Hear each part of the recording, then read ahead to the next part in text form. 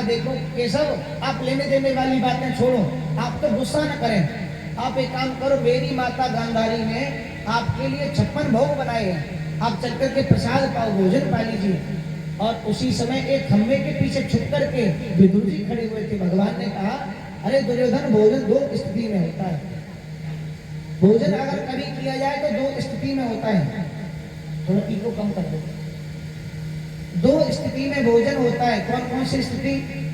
पहला तो भोजन कराने वाले के मन में श्रद्धा होनी चाहिए, दूसरा भोजन करने वाले के पेट में भूख होनी चाहिए। और न तो मेरे पेट में भूख है, न तेरे मन में श्रद्धा है, मैं भोजन नहीं कर सकता हूँ।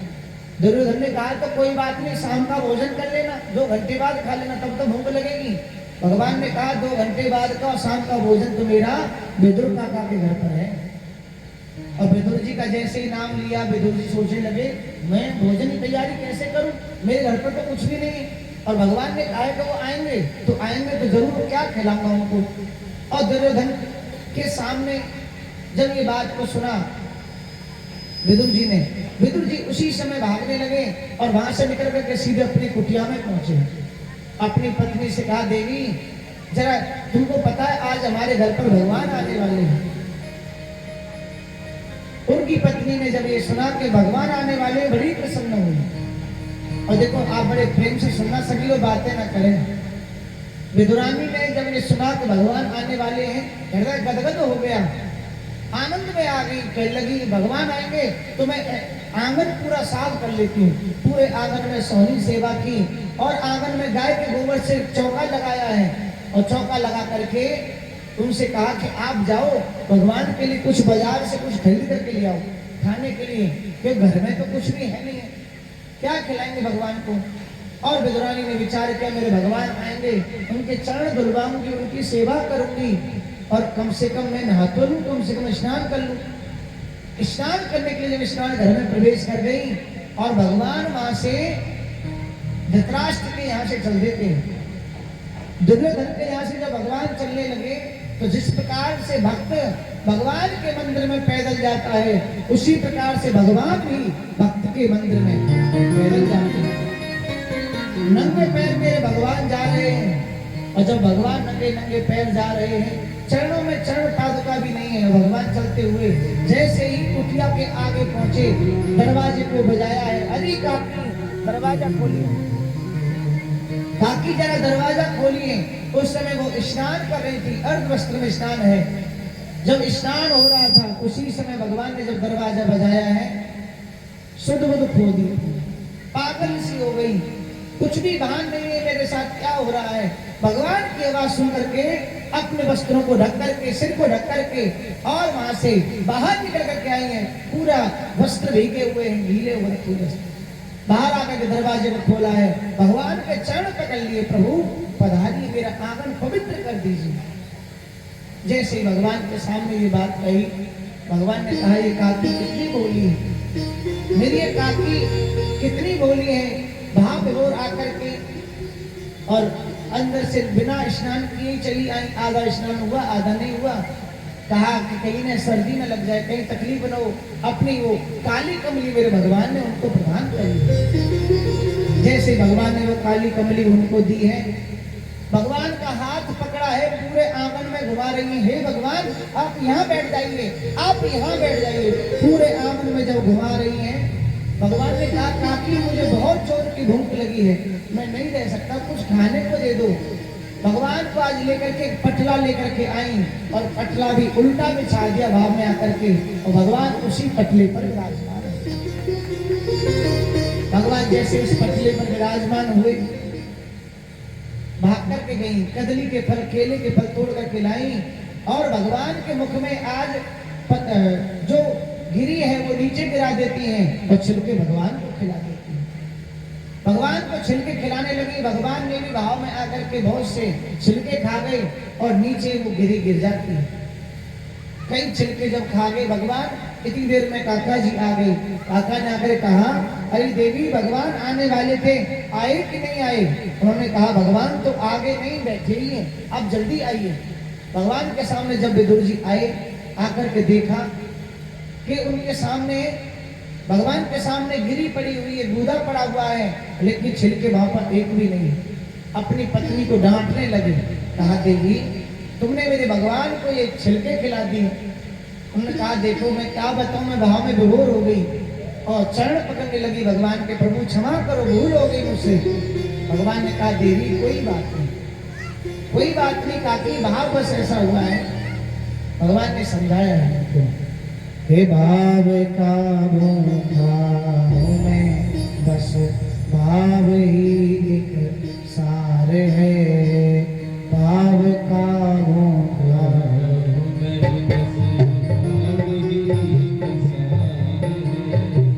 भाव का भूखा हूँ मैं, बस भाव ही एक सार है। भाव का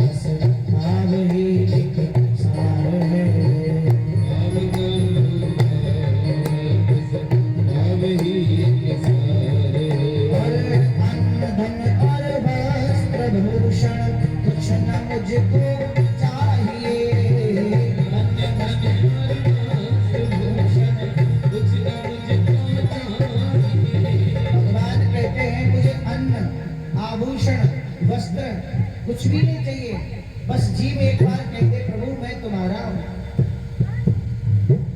अन्न वस्त्र आभूषण कुछ न मुझको चाहिए। अन्न वस्त्र आभूषण कुछ न मुझको चाहिए।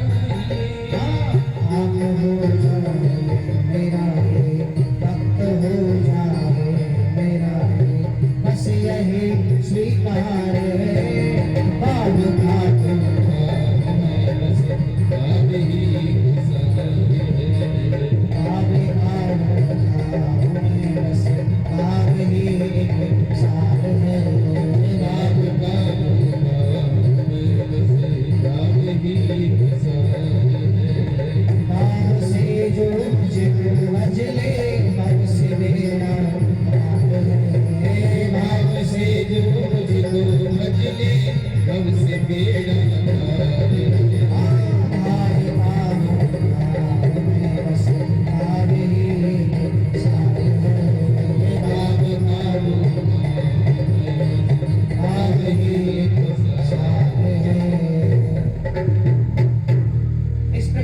श्री विदुर जी महाराज पर भगवान ने कृपा की, और विदुर जी महाराज पर जब भगवान ने कृपा जब भगवान ने की है, उनके यहाँ पर छिलकों को खाया है। भगवान कहते हैं मुझे कुछ भी नहीं चाहिए, भाव का भूखा हूं मैं, भाव ही एक सार है, और भाव से जो मुझको भजले भाव से बेड़ा पार।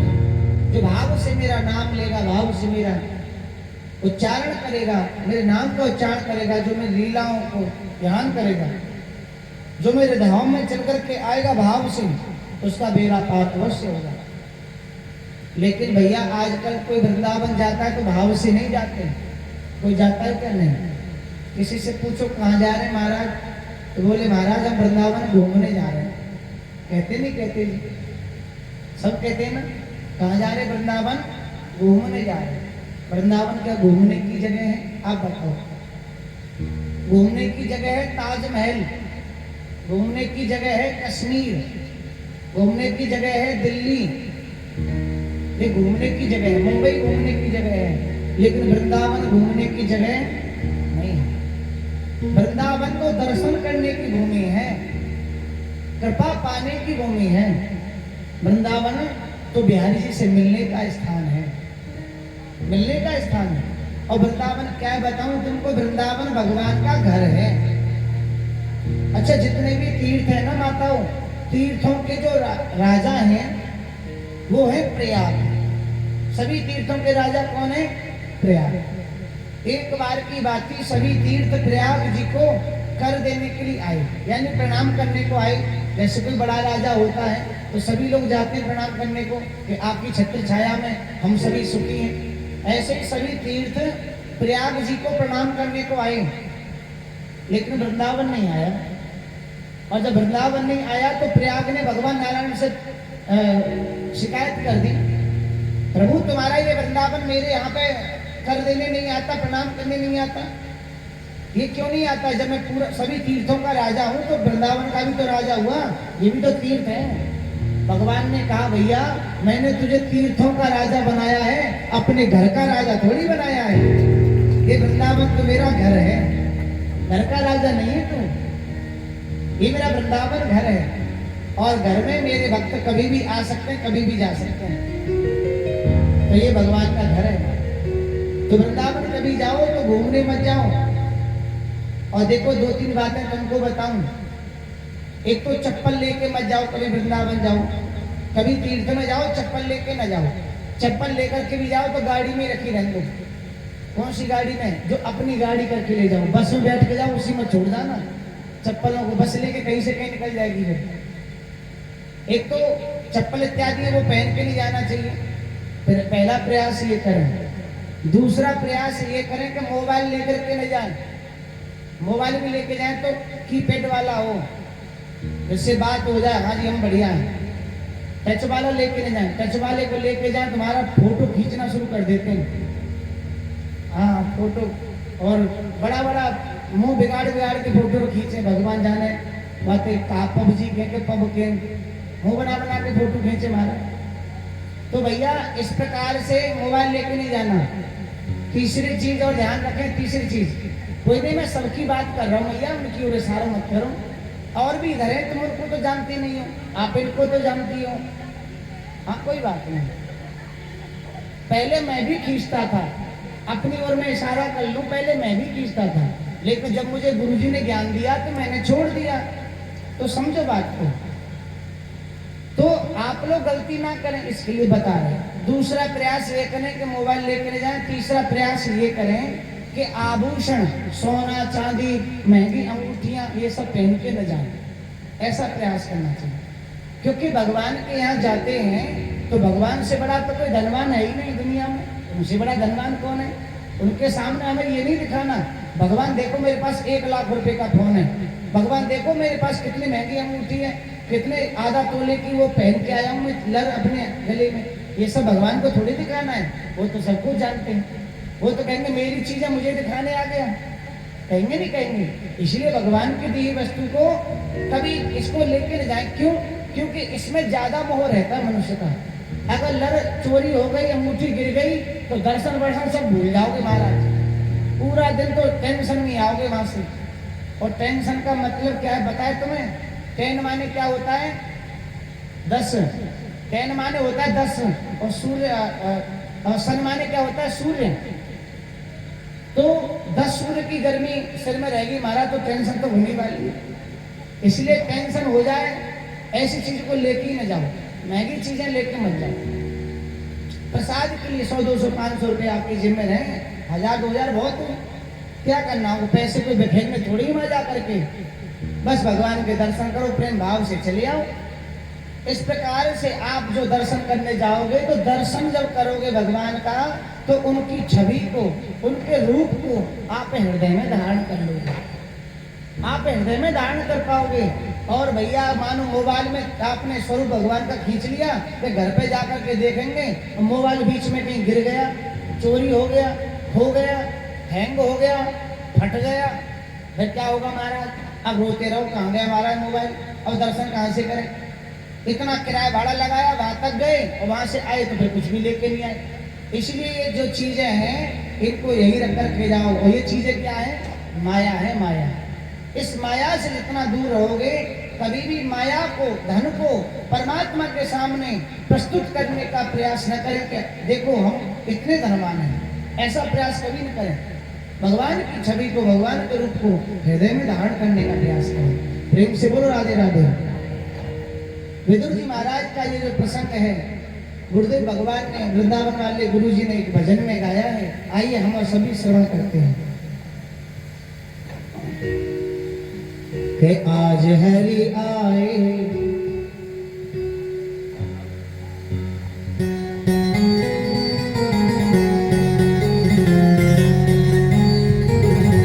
कि आज हरि आए विदुरे घर पावना, आज हरि आए विदुर घर पावना, आज हरि आए विदुर घर, विदुर घर पावना, विदुर घर पावना, विदुर घर पावना, विदुर घर पावना, विदुर घर पावना, विदुर घर पावना, आज हरि आए विदुर घर पावना,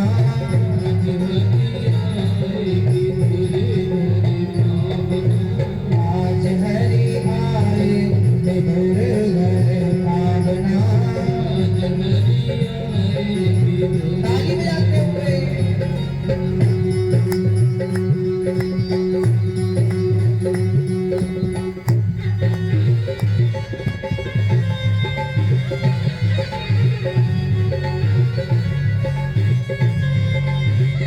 श्री राधे।